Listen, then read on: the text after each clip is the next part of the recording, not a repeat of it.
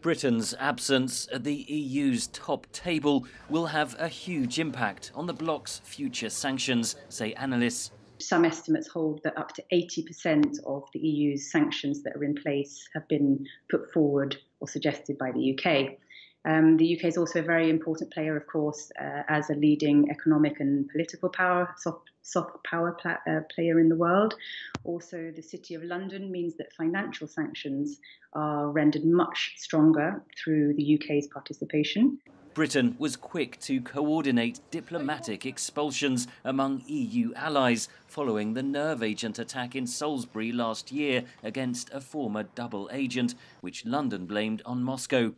Through EU membership, Britain enforces common sanctions against several other states and individuals, such as Syrian officials accused of war crimes and the North Korean regime.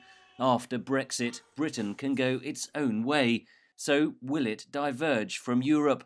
I wouldn't see this happening in the short term, especially because, again, both sides in the UK government have said that they're committed to EU sanctions, and they're also committed to projecting some political values that both UK and EU agree to.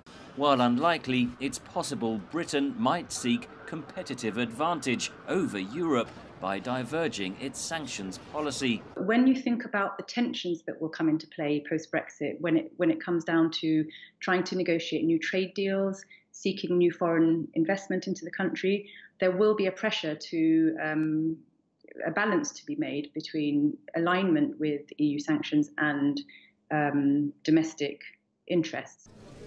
That pressure could be felt first over Iran.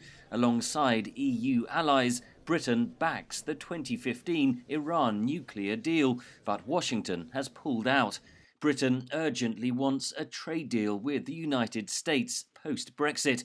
Will the price of that be alignment with Washington on Iran? That is a key risk, and it's a very important one that it will be at the forefront of policymakers' minds at this time. Britain was among EU nations backing sanctions against an Iranian intelligence unit this week, accusing Tehran of plotting attacks and assassinations in Europe.